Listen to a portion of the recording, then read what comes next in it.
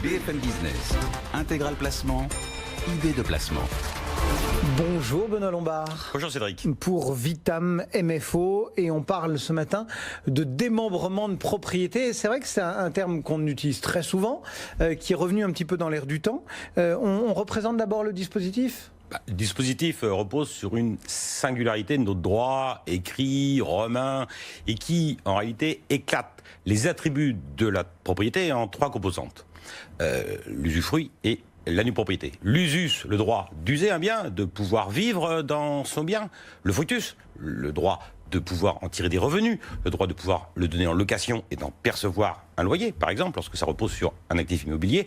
Et puis, in fine, l'abusus, c'est-à-dire le droit de pouvoir disposer, de vendre son bien, mais à l'expiration des droits de l'usufruitier. Nous allons en reparler.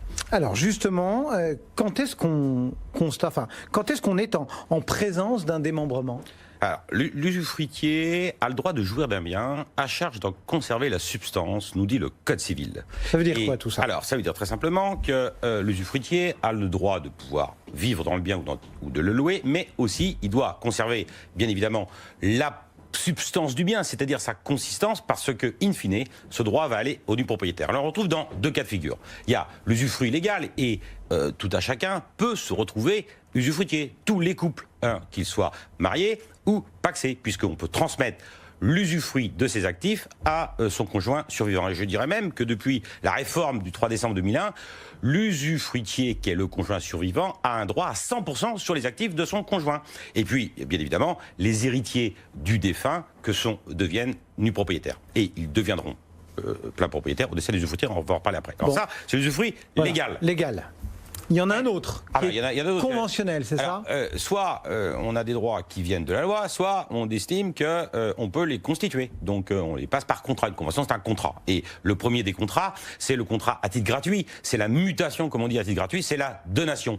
Vous pouvez transmettre la nue propriété à vos enfants en conservant l'usufruit. Ainsi, vous ménagez les droits de vos enfants, de votre vivant. Et puis, en même temps, vous ne vous lésez pas complètement, puisque vous pouvez toujours en tirer des revenus de l'actif que vous avez conservé. Donc usufruit légal, donc depuis 2001 pour le conjoint survivant 100%. Avant c'était un quart seulement, donc faut quand même pas l'oublier. Donc ça on a donné la faculté au conjoint de continuer à vivre, notamment dans la résidence principale, de pouvoir user de ce bien-là. Et puis l'usufruit conventionnel, essentiellement de donation, il peut être aussi bien évidemment avoir des cessions d'usufruit, mais c'est plus rare.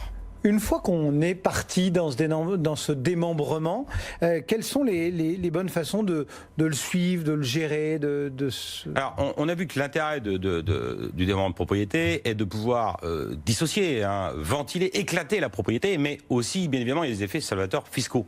Et l'effet salvateur fiscal est que l'usufruit, au jour de son extinction, et son extinction naturelle, c'est la mort de l'usufruitier, rejoint la nue propriété et se réalise, c'est l'article 617 du Code civil, il dit c'est naturellement, par la mort du usufruitier.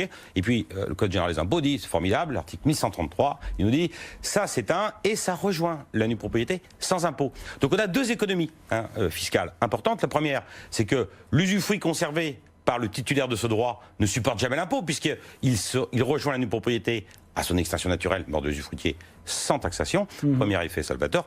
Deuxième effet salvateur, c'est que l'accroissement de valeur du bien entre le moment où vous l'avez transmis et le moment où vous décédez, eh bien, cet accroissement de valeur n'est, lui non plus, pas taxable. Donc, deux effets sympas. La plus-value... La plus-value, le gain qui résulte de l'actif démembré n'est pas taxable entre les mains du propriétaire qui a vocation à devenir plein propriétaire. Mais, encore faut-il bien suivre. Parce que vous savez qu'aujourd'hui, il faut bien suivre ce démembrement. Parce que si vous ne le suivez pas, si vous ne pouvez pas rattacher, vous, nu propriétaire, votre droit de nu propriétaire au démembrement initial, eh bien, le fisc dira... il y a taxation, prouvez-moi que la nue propriété que vous détenez provient bien d'une donation régulièrement consentie plus de 3 mois avant le décès, lorsque notamment vous êtes le nu propriétaire héritier présomptif de l'usufruitier. Ça veut dire quoi concrètement ? Ça veut dire que dans un monde où on a des arbitrages patrimoniaux, dans un monde où on vit de plus en plus longtemps, dans un monde où les parents transmettent aussi à leurs enfants, les grands-parents parfois aussi, eh bien il faut pouvoir suivre ces arbitrages patrimoniaux et toujours tracer, conserver la preuve du rattachement initial de votre droit de nu propriétaire Ouais. Donc ça, c'est de l'administratif, on garde bien tout. Mais c'est fondamental. Autrement, nous perdons les effets salvateurs fiscaux du démembrement de propriété. Donc ça, c'est au quotidien. Enfin, il faut le suivre. Au quotidien. Il faut le suivre parce que, à défaut, alors soit on suit le démembrement de propriété, mais si on peut très bien réaliser l'actif, vous donnez un actif immobilier, vous donnez une propriété de cet actif immobilier à vos enfants. Et puis, vous voulez le vendre parce que cet actif, c'est plus intéressant, ou vous voulez monétiser, réaliser un gain, par exemple. Eh bien, le Code civil nous dit une chose très simple, il nous dit, si jamais vous vendez, on a un éclatement de la valeur des droits de l'usufruitier d'une propriétaire qui repose en réalité sur une quotité de la pleine propriété définie par l'âge de l'usufruitier. Concrètement, si vous vendez un actif que vous avez donné à 61 ans et que vous le vendez à 67 ans, votre usufruit fiscal, il vaut 40%. Et donc, vous allez retirer 40% du produit de la vente. Et l'unipropriétaire, les nupropriétaires se partageront, s'ils sont plusieurs, les 60%. Et ça, bien évidemment, avec l'âge Avec l'âge, c'est décroissant, puisque c'est par dizaines. À 71 ans, ça vaut 30%, 81 ans, 20%, et 91 ans, 10%. Pourquoi ? Parce que l'usufruit est viager. Donc, il s'éteint par la mort. Plus nous vieillissons, moins cet usufruit vaut. On a une logique fiscale qui correspond à une logique économique. Et donc il faut le suivre. Et ça, c'est nous ne prévoir rien. Nous sommes dans cet état de fait. Mais on peut très bien aussi définir, conventionnellement là encore, par contrat, de reporter vos droits sur un actif, sur un bien qui va être acheté en réemploi du produit de la vente de biens démembrés initialement. D'accord, oui. Donc d'où la nécessité, parce qu'au départ, on se dit, forcément, le gars, il a deux papiers, ça va. Mais si effectivement ça peut être réemployé. Exactement, si on ne prévoit pas, eh bien il y a une ventilation. Donc ça, c'est un point qui est important. Juste très rapidement pour terminer, à quoi est-ce qu'il faut être excessivement attentif ? Il y a forcément des écueils. Deux choses.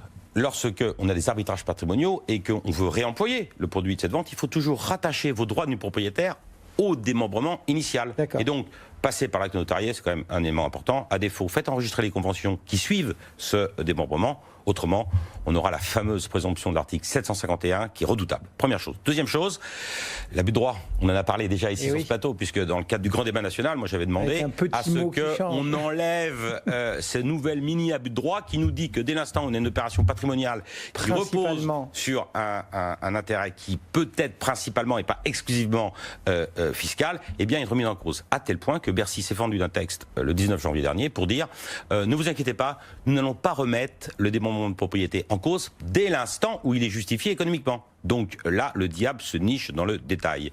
Et nous avons bien évidemment le droit de pouvoir user d'un droit à partir du moment où on n'en abuse pas. On revient encore une nouvelle fois à l'usus et à l'abusus.